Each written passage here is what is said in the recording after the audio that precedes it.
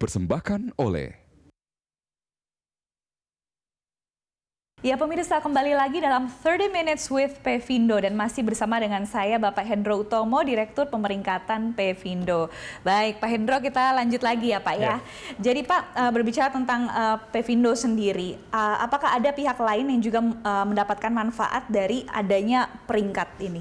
Iya Mbak, jadi selain tadi perusahaan yang membutuhkan peringkat, investor juga akan mendapatkan manfaat dengan adanya peringkat ini. Karena investor itu akan melakukan investasi dengan membeli surat utang korporasi.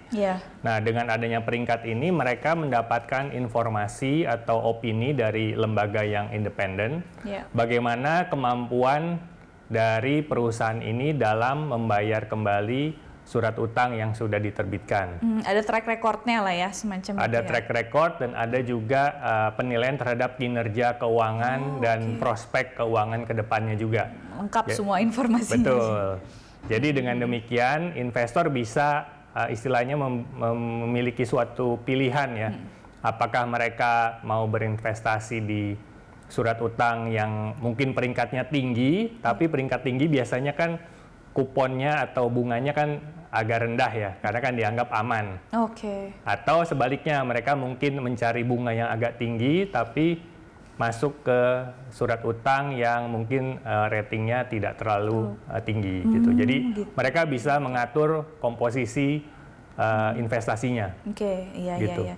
Jadi banyak sebenarnya pihak lain yang merasakan manfaat ya, perusahaan dan juga investor yang seperti Bapak bilang tadi. Walaupun memang peringkat itu bukan rekomendasi sifatnya. Jadi bukan berarti kalau peringkatnya tinggi itu artinya harus dibeli, atau sebaliknya jika peringkatnya rendah harus dijual investasinya, tapi sebaliknya itu hanya opini saja. Opini saja ya.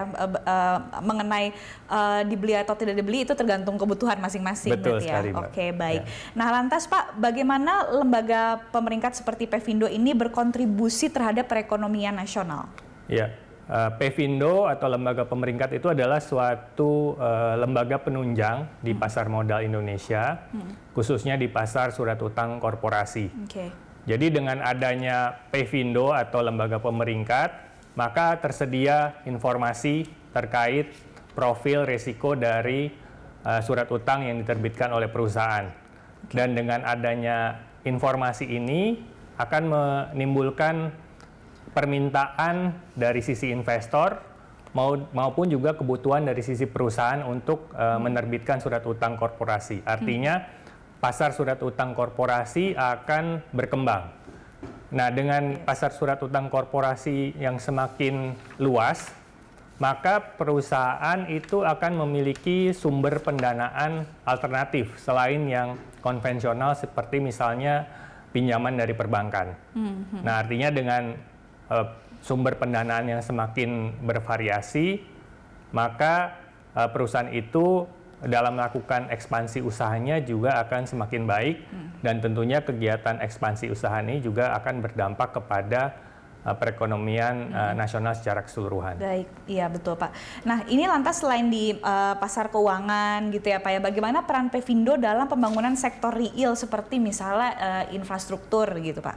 Iya betul, jadi memang karena pembangunan infrastruktur ini sebenarnya adalah tugas dari pemerintah, tapi memang kita sadari bahwa tidak mungkin semua itu dibiayai oleh pemerintah. Maka perlu juga peran serta dari swasta, dan memang dengan adanya pendanaan melalui surat utang korporasi ini, maka perusahaan baik BUMN maupun swasta bisa mencari dana menggunakan mekanisme penerbitan surat utang. Jadi dengan demikian maka peran Pevindo atau lembaga pemeringkat itu semakin penting karena surat utang yang tadi diterbitkan untuk pembangunan infrastruktur, untuk mendanai infrastruktur, maka itu juga harus diperingkat.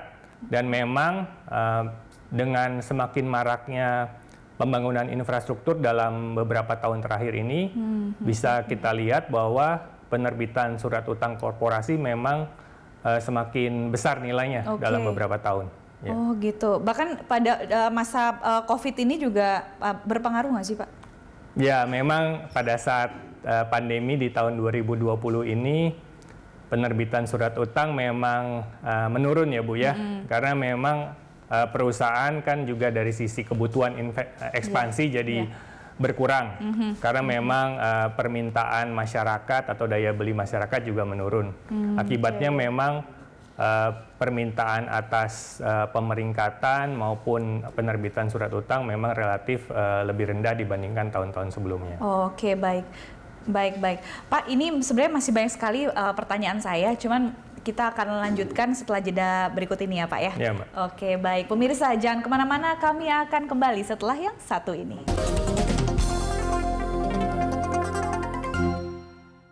Dipersembahkan oleh